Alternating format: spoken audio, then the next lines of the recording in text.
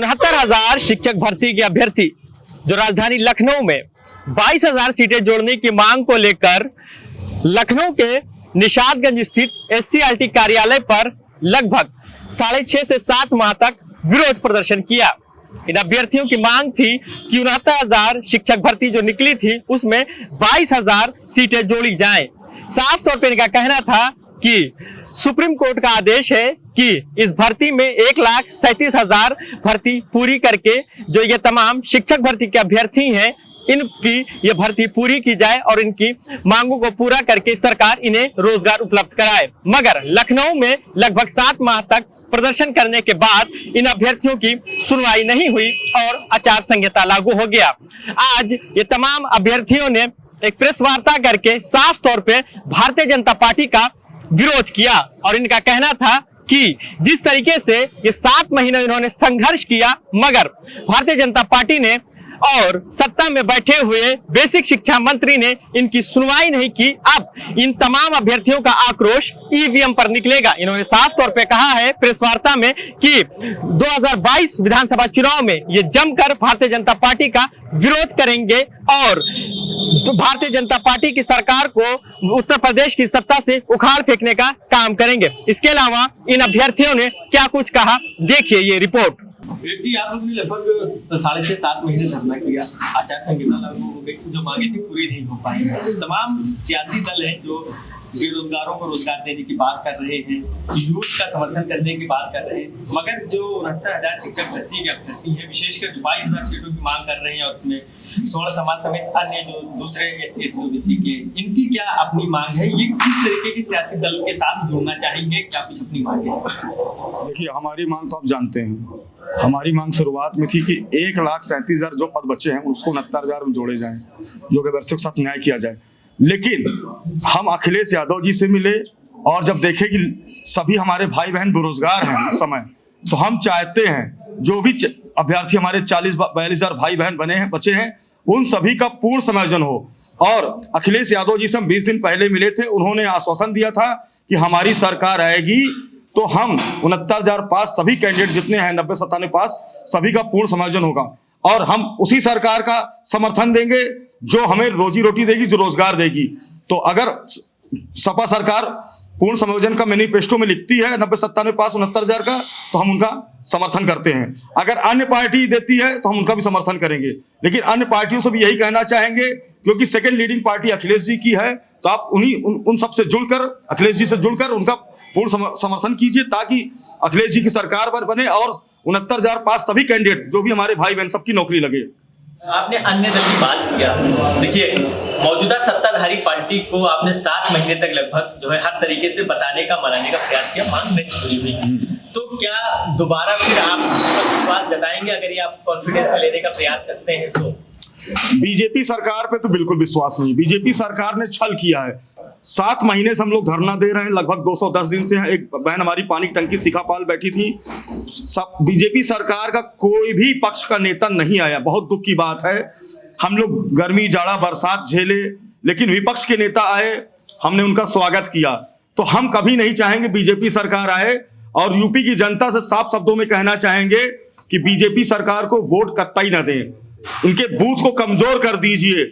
इनके जितने कैंडिडेट लड़ेंगे 403 कैंडिडेट सबकी जमानत जब्त होनी चाहिए। अगर भगवान नाम की चीज यूपी में होगी, इस दुनिया में होगी, तो बीजेपी की जनता इनको वोट नहीं देगी। जो आपको रोजी रोटी दे वोट दे। 5 साल के कार्यकाल में इन्होंने किसको वोट दिया? सिर्फ महंगाई और बेरोजगारी दिया, इसके अलावा कुछ नहीं दिया। हम चाहते हैं जो नई सरकार आए, क्योंकि परिवर्तन प्रकृति का नियम है।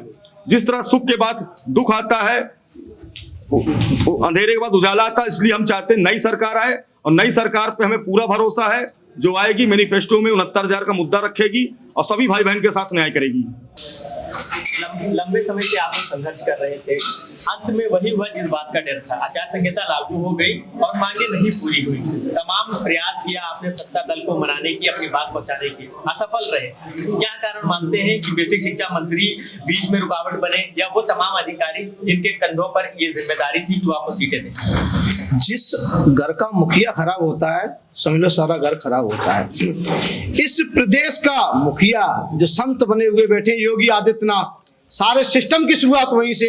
अधिकारी और मंत्री, बेसिक शिक्षा मंत्री चोर है जिसने अपने भाई का ईडब्ल्यूएस का सर्टिफिकेट रातों रात बनवा दिया, फिर उसको हटवा दिया।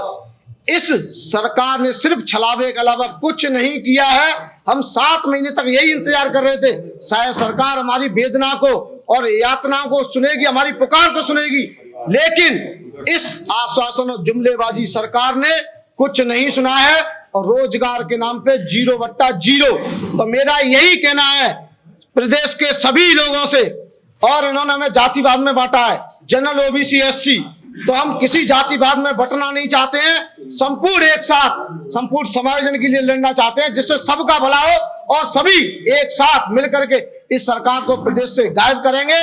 क्योंकि एक हमारी बहन सिकापाल जो पानी की टंकी पर 7 महीने से बैठी हुई है, कहते थे नारी बेटी पढ़ाओ बेटी बचाओ, आज बेटी को पढ़ा रहे हैं और बेटी को टंकी पे चढ़ा रहे हैं, और कुछ महिलाओं के कपड़े तक फाड़ दिए गए हैं। अब इससे बड़ा इस सरकार में क्या होगा, जब एक महिला की इज्जत आबरू सरेआम लुटी जा रही है और हमें लाठी डंडों से पीटा जा रहा है। तो मेरा सभी से यही कहना है, जहां तक मेरी आवाज पहुंचे सभी लोग जाग जाइए और इस योगी आदित्यनाथ को इस प्रदेश से गायब कर दीजिए। अगर अखिलेश जी से हम मुलाकात हुई थी और अखिलेश जी ने कहा था हम आपको अपने मैनिफेस्टो में डाल रहे हैं, अखिलेश जी अपने मैनिफेस्टो में डालेंगे जब ही हम उनके साथ खड़े होंगे। दुनिया मतलबी, हम भी मतलबी हैं। अगर वो हमें रोजगार देंगे हम उनका खुले मंच से समर्थन करेंगे और 75 जिलों में घूम घूम के समर्थन करेंगे। एक सवाल है कि अगर हम बात करें पिछले 7 महीनों की, तो लगभग हम जानना थोड़ा सा चाहते हैं डिटेल में कि कितने साथी आपके जेल गए, कितने साथी ऐसे हैं जो चोट खाए गंभीर, जिनको चोट खाए, थोड़ा सा बताएंगे। हमारे 61 साथी 12 दिन तक जेल में रहे, 13 धाराएं लगी हुई हैं, वो धारा अभी तक उन्होंने माफ नहीं की, वो धारा अभी तक चल रही हैं। और कुछ भाई मेरे ऐसे मलकीत, अभय श्रीवास्तव, विवेक भाई और मैं खुद और बहनें थी कुछ ऐसी, इतनी चोटें लाठियां दी गई, हमारे गुरुजी हड्डियां तक तोड़ दी गई, 2-2 लाठियां 10-90 पे मेरे पास तोड़ी गई थी मेरे ऊपर, और सीएम आवास पर जबरदस्त तरीके से हम सबको पीटा। अगर यह सरकार पीट करके जितनी लाठियां हमने खाई हैं उतनी लाठियों की जगह बूथ पे इतनी मजबूती से बैठेंगे कि बीजेपी का एक वोट नहीं पड़ने देंगे हम। इस बीजेपी सरकार ने 7 महीने में इतने जख्म दिए हैं, अगर एक जानवर भी घर में रहता है 15 दिन तो जानवर से भी प्यार हो जाता है। हम तो इंसान है, संत भगवान के बाद दूसरा आदमी होता है संत, जिसे लोगों से प्यार होता है और सबको उपदेशित करते हैं। इस संत ने तो इस प्रदेश का बेड़ा गर्क कर दिया है और डुबो के रख दिया है। इस प्रदेश की ऐसी हालत कर दी है, रोजगार के नाम पे तो 0 है। ये बताइए तुमने रोजगार दिया कहाँ है? बेरोजगारी इतनी बढ़ गई है, मंदिर बनवाने से, दीपक जलाने से भ्रष्टाचार नहीं मिटेगा। बाबा जी चल सन्यासी मंदिर में, अब समय आ गया है, अब आपको मंदिर जाना है। अब आपका सत्ता में आने का कोई अधिकार नहीं है, अब आपका एक ही आवास है, मठ पे रहिए। सिर्फ आप लोगों ने हमें प्रताड़ित किया, 7 महीने से ये प्रताड़ना हमारी बूथ पे निकलेगी अब।